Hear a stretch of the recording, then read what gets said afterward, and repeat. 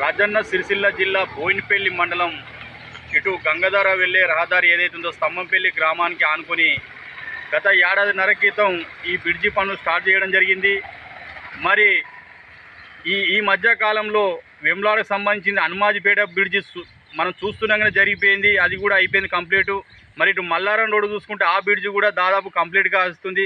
మరి ఆ రెండు బ్రిడ్జిల కంటే మొదలుపెట్టిన స్తంభంపల్లి బ్రిడ్జి ఏదైతుందో మధ్యలో ఆగిపోవడం అనేది మరి ఈ రాజకీయాల మధ్యలో మరి అసలు అర్థం కావడం లేదు. మరి ముందస్తుగా ఈ గుండనపల్లి ప్రజలకు, స్తంభంపల్లి ప్రజలకు గ్రామ సమస్యకై ఇండివిజువల్గా పోరాటం చేసినందుకు సిపిఎం పార్టీ పక్షాన ధన్యవాదాలు తెలియజేస్తూ, అలాగే ప్రతి గ్రామంలో ప్రతి గ్రామ సమస్యపై అక్కడున్న ప్రజలు స్పందిస్తే కనీసం ఈ ప్రభుత్వాలకైనా పాలకులకైనా కనువిప్పు కలుగుతుందని చెప్పి ఆశాభావం వ్యక్తం చేస్తూ, మరి మధ్యలో ఆగిపోయిన బ్రిడ్జి మరికొద్ది నెల రోజులైతే వానాకాలం సమీపిస్తున్న తరుణంలో మరి రాజకీయాలు ఎలా ఉన్నా ఇక్కడ అంతిమంగా చూసుకుంటే సామాన్య ప్రజానీకం, ప్రయాణికులు, ద్విచక్ర వాహనదారులు, పెద్ద వాహనదారులు ఇబ్బంది పడుతున్న తరుణంలో మరి పాలకులకు కనువిప్పు కలుగుతలేదని చెప్పి సందర్భంగా సిపిఎం పార్టీ పక్షాన డిమాండ్ చేయడం జరుగుతుంది.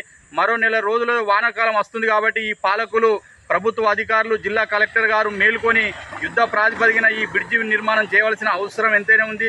లేకపోతే మాత్రం పెద్ద ఎత్తున దీనికి ఆందోళన నిర్వహిస్తుందని చెప్పి సిపిఎం పార్టీ పక్షాన తెలియజేస్తూ, ఇప్పటికైనా ప్రభుత్వం చిత్తశుద్ధితో వ్యవహరించి ఈ బ్రిడ్జి పనులు కంప్లీట్ చేయాలని చెప్పి మరొక్కసారి సిపిఎం పార్టీగా డిమాండ్ చేయడం జరుగుతుంది.